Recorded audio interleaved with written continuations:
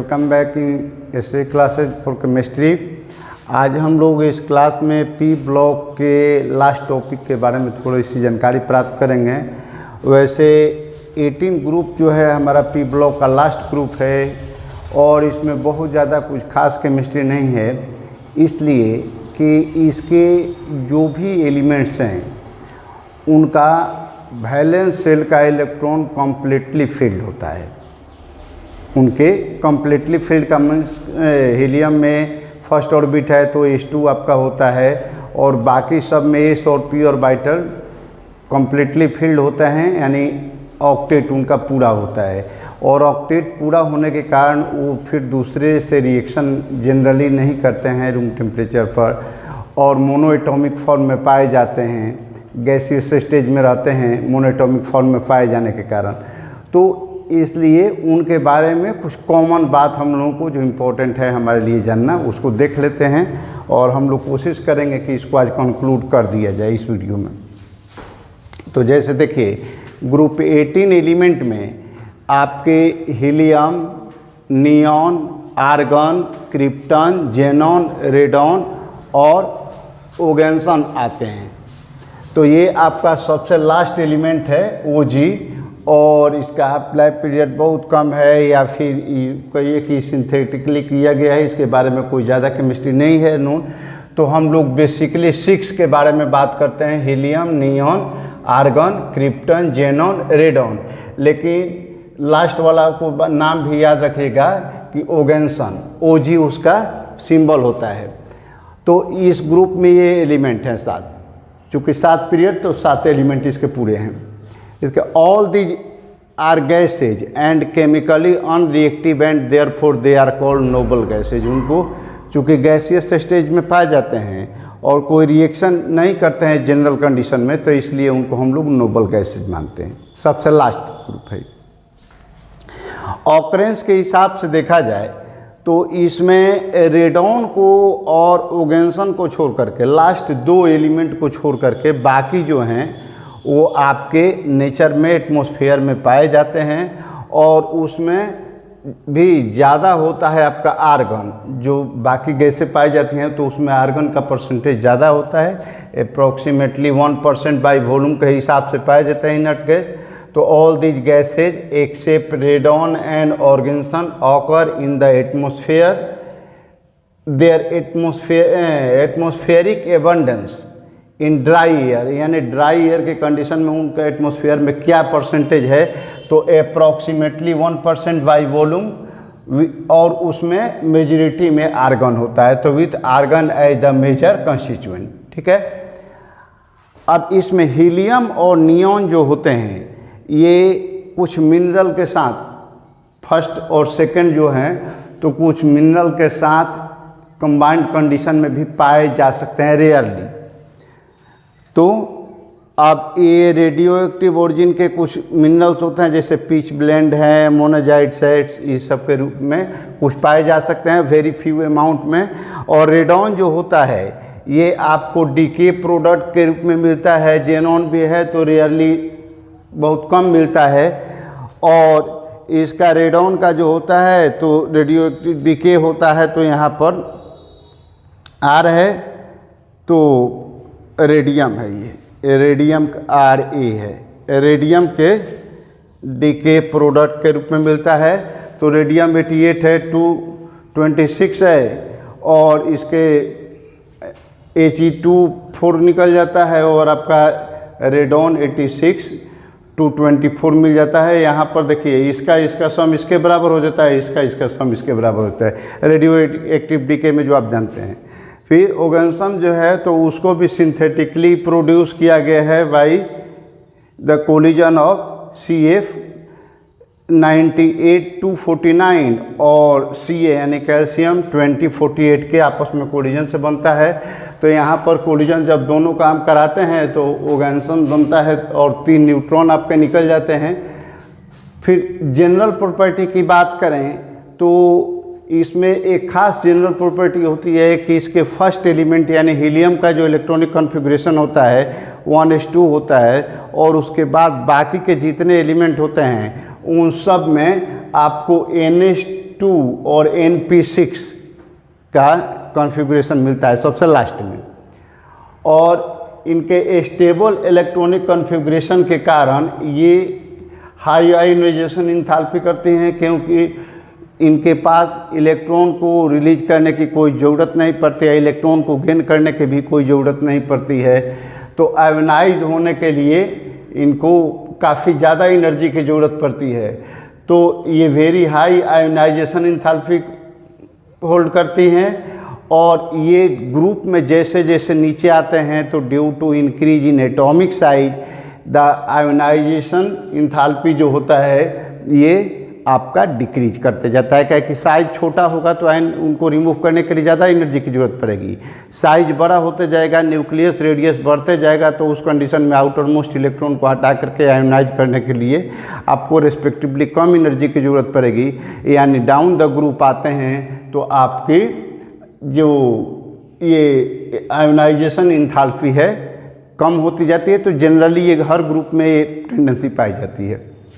फिर atomic radii की बात करें अगर हम उसकी, तो एटॉमिक रेडियाई हर ग्रुप की तरह इसमें भी डाउन द ग्रुप आप जाते हैं तो आपका इंक्रीज करते जाता है with the increase in atomic number.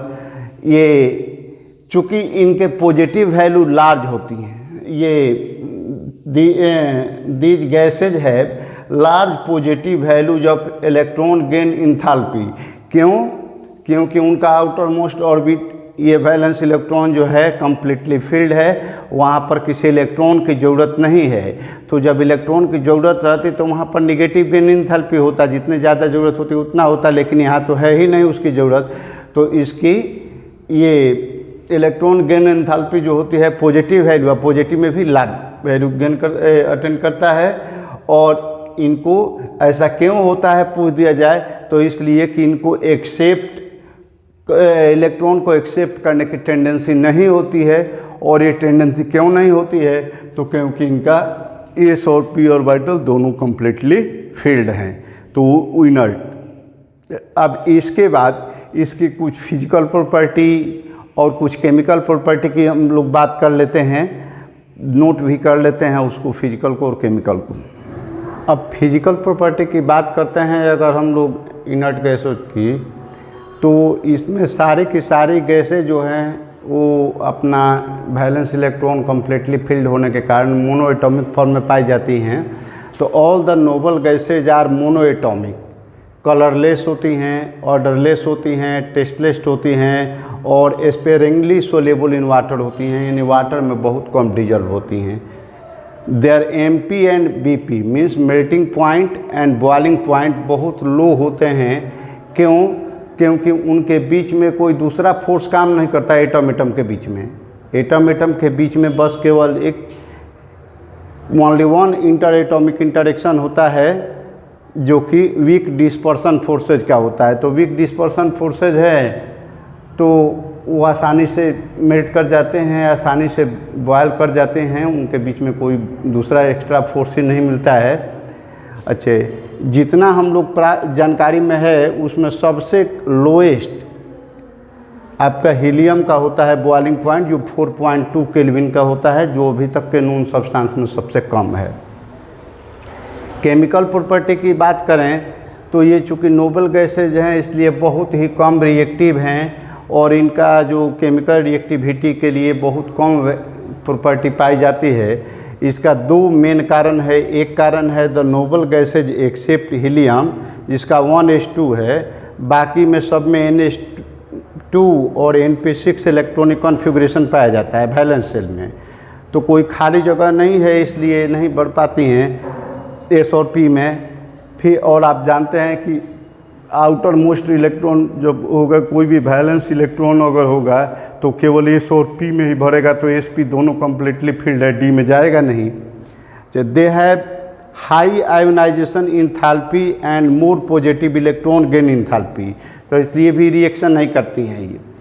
इसके बाद अभी तक जितने भी इनर्ट गैसों के कंपाउंड पाए गए हैं, बनाए गए हैं, उसमें सबसे ज़्यादा जेनॉन का ही पाया गया है। क्रिप्टन का एक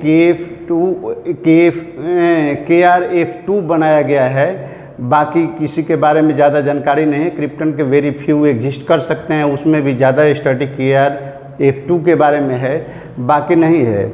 इसके बाद जेनॉन जो है तो फर्स्ट एलिमेंट था इनर्ट गैसों में that forms compounds with oxygen and fluorine. ये ऑक्सीजन और फ्लोरीन के साथ रिएक्शन करने वाला यही कंपाउंड है जेनॉन। और in 1962 Neil Bartlett first prepared a red compound which was formed as O2-PTF6। ये आपका O2 यहाँ पर पॉजिटिव आयन की तरह था, PTF6 निगेटिव आयन की तरह था। तो इन्होंने नील्स बार्टलेट ने सबसे पहले ये कंपाउंड बनाया और तब उन्होंने एक्सपेरिमेंटली वेरीफाई करके देखा कि then he realise that the first ionisation enthalpy of molecular oxygen was almost identical to that of xenon। यानी इसका जो फर्स्ट आयोनाइजेशन इंथैल्पी था लगभग जेनॉन के बराबर आ रहा था। तो इससे वो कन्फर्म हुए कि हो सकता है कि अगर जेनॉन का भी बनाया जाए कोई कंपाउंड तो इस टाइप का बन सकता है। तो this observation made him to prepare another red coloured compound XCPTF6, same उसी टाइप का हो गया बाई मिक्सिंग पीट। अभी कैसे तैयार किए तो प्लेटिनम हेक्साफ्लोराइड और जेनॉन को आपस में मिक्स करा करके रिएक्ट करा करके ये कंपाउंड तैयार किए। उसके बाद जेनॉन है the least ionisation enthalpy except radon which is radioactive, except radon which is radioactive. तो रेडॉन को छोड़ करके बाकी, चूँकि रेडॉन आपका radioactive element permanent element मिलता नहीं है और उसको छोड़ दिया जाए तो इसके बाद जेनॉन को सबसे कम यहाँ पर आयोनाइजेशन इंथैल्पी है जितना नोबल गैस है उसमें, तो इसलिए यह कंपाउंड्स बना लेता है ऑक्सीजन और फ्लोरीन के साथ readily which are the most electronegative element. चूँकि ऑक्सीजन और फ्लोरीन आपके मोस्ट इलेक्ट्रोनिगेटिव एलिमेंट हैं और इनकी लिस्ट आयोनाइजेशन इंथैल्पी है जितने भी इनर्ट गैसेज हैं उसमें रेडॉन को छोड़ करके, तो इसलिए अपना ये कंपाउंड बना लेता है। अब इसके कुछ कंपाउंड के केमिकल फार्मूला और उसके स्ट्रक्चर को देख लेते हैं। अब जेनॉन और फ्लोरीन के बीच में अगर रिएक्शन कराते हैं हम लोग, चूँकि हम देख चुके हैं कि जेनॉन फ्लोरीन और ऑक्सीजन के साथ ही रिएक्ट करके कंपाउंड बनाता है, उसमें भी फ्लोरीन से ज़्यादा करता है। तो जेनॉन और फ्लोरीन के कंपाउंड्स के बारे में थोड़ा सा देख लेते हैं।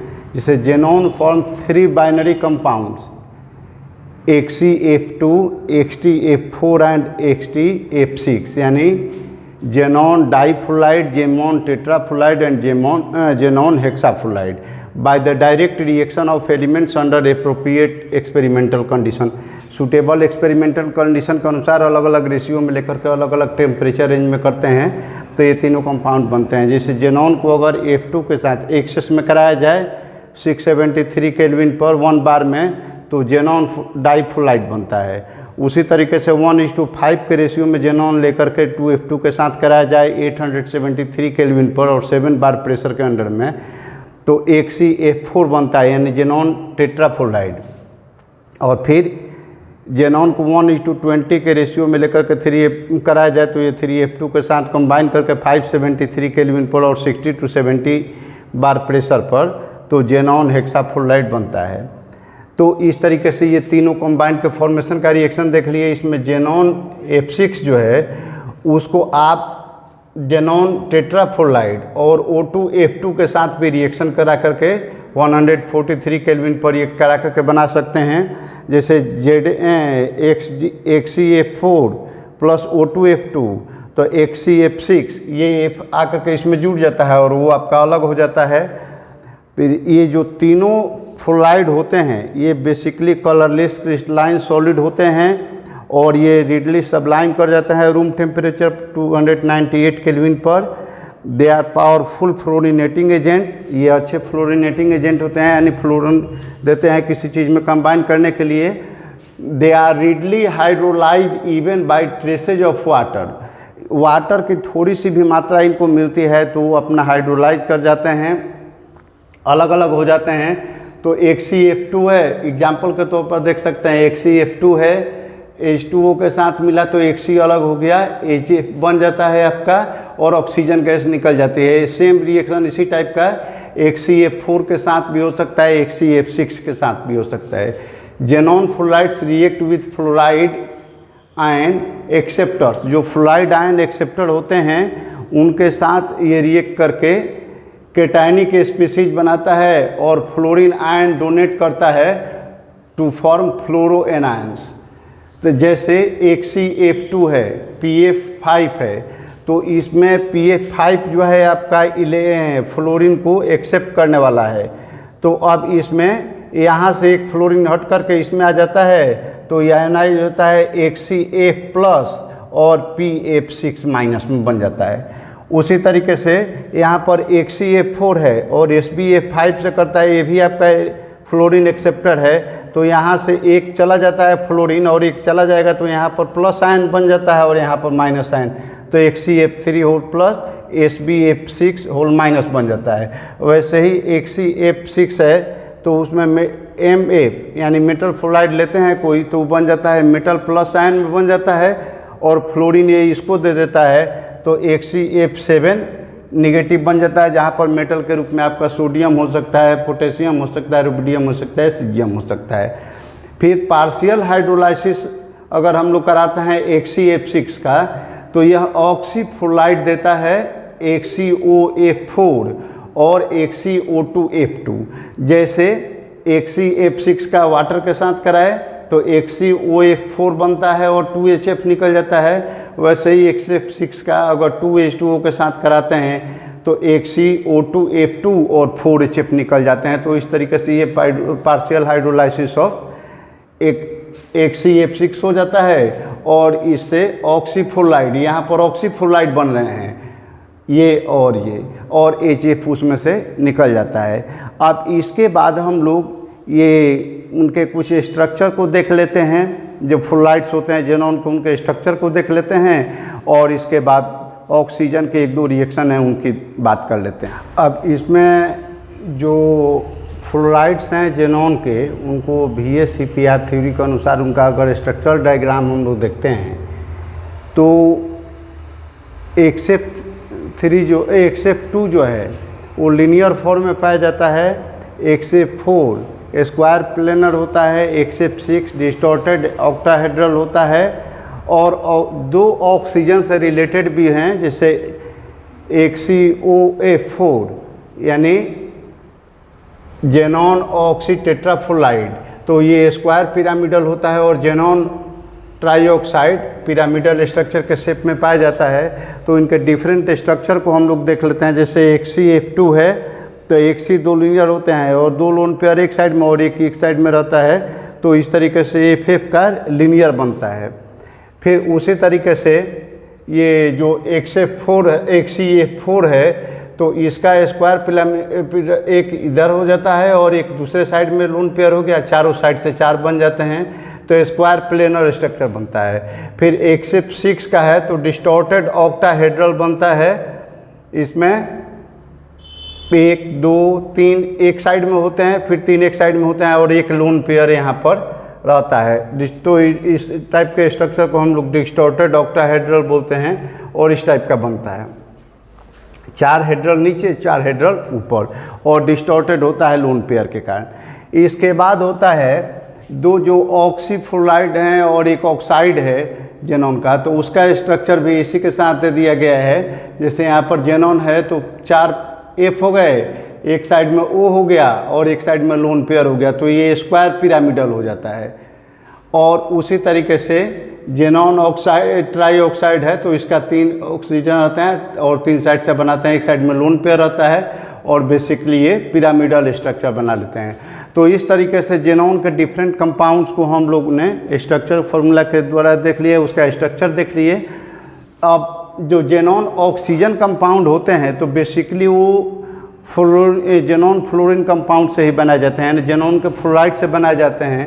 तो अगर हम लोग हाइड्रोलिसिस कराते हैं एक CF4 का या एक CF6 का तो हमको एक CO3 के रूप में मिलता है।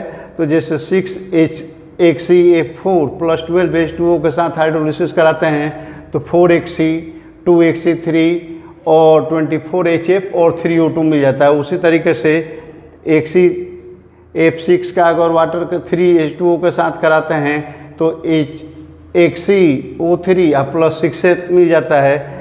और इसमें जो मेन HCO3 है यानी जेनॉन ट्राईऑक्साइड जो होता है ये बेसिकली एक कलरलेस एक्सप्लोसिव सॉलिड होता है, जबकि यहाँ जो आपका HCO4 मिलता है ये आपका एक कलरलेस वोलेटाइल लिक्विड होता है और ये बेसिकली पार्शियल हाइड्रोलिसिस के द्वारा मिलता है, जिसका रिएक्शन हम लोग जस्ट बिफोर देख चुके हैं। तो अब इसके कुछ यूजेज हैं, 2-3 यूजेज को नोट कर लेंगे और उसके बाद हमारा ये टॉपिक पूरा हो जाएगा। यूजेज की अगर हम लोग बात करें तो हीलियम जो है उसका सबसे ज़्यादा यूज है। Helium is use in filling balloons of metallurgical observations and in gas cooled nuclear reactors. जो गैस से कूल्ड होने वाले गैसेस कूलिंग वाले जो होते हैं उनमें यूज करते हैं। लिक्विड हीलियम को यूज करते हैं हम लोग to produce and sustain powerful superconducting magnets. इनका यूज हम लोग सुपर कंडक्टिंग मैग्नेट को सस्टेन करने में और प्रोड्यूस करने में भी करते हैं, जिसका हम लोग NMR में, स्पेक्ट्रोमीटर में और MRI में यूज करते हैं। फिर neon is used in discharge tubes and fluorescent bulbs for advertisement display purposes. Neon bulbs are used in botanical gardens and greenhouses. Argon is used mainly to provide an inert atmosphere in high temperature metallurgical operations, जहाँ पर ज़्यादा temperature करके और inert atmosphere बनाना है उसमें इसका use करते हैं। For arc welding and metals, arc welding of metals and alloy. फिर इसके बाद है and for filling electric bulbs में भी इसको भरा जाता है। It is also use in the laboratory for handling air sensitive substances. Air sensitive जो सब्सटेंस हैं तो इनर्ट एटमॉस्फेयर के कारण इसको यूज किया जाता है। There are no significant usages of xenon and krypton and are used only in light bulbs design for special purposes. तो इस तरीके से हमने कुछ इसके यूज को देखा और बेसिकली ये याद करने वाला चीज़ है तो आप याद कर लेंगे। और इसी के साथ हम लोगों का P ब्लॉक एलिमेंट का जो चैप्टर है ये पूरा हुआ। इसके बाद नेक्स्ट वीडियोज में हम इसके कुछ टेक्स्ट क्वेश्चंस और एक्सरसाइज क्वेश्चन की बात कर लेंगे, उसको देख लेंगे। जहाँ ज़रूरत होगी रिटन रूप में, जहाँ ज़रूरत होगी ओरल फॉर्म में दे देंगे। और उसके बाद फिर हम अगले चैप्टर D ब्लॉक और F ब्लॉक एलिमेंट की बात करेंगे, तब कोऑर्डिनेशन कंपाउंड होगा। तो अब अंत में आपसे मेरा ये सजेशन और बड़ों से रिक्वेस्ट है कि अभी तक आपने चैनल को सब्सक्राइब नहीं किया है, आप पूरे वीडियो को देखे हैं, आपको वीडियो अच्छा लगता है तो लाइक कीजिए, शेयर कीजिए लोगों में। और अगर चैनल को सब्सक्राइब नहीं किया है तो सब्सक्राइब करके बेल आइकन को प्रेस कर दीजिए ताकि लेटेस्ट अपडेट्स आपको मिलते रहें और आप हंसते रहिए, मुस्कुराते रहिए और स्टडी से जुड़े रहिए, कुछ नई नई बातें जानते रहिए, बेसिकली कंसेप्चुअल रूप में, सिंप्लीफाइड रूप में। चूँकि स्टडी को सिंप्लीफाइड करके समझ लेना ही ज़्यादा अच्छा होता है। ऐसे कॉम्प्लेक्सिटी के लिए तो हर स्टडी मटेरियल अपने आप में कॉम्प्लेक्स ही होता है, इम्पोर्टेंट ही होता है। तो हम लोग मिलते हैं अगली वीडियो में अगले चैप्टर के साथ। Thank you, best of luck.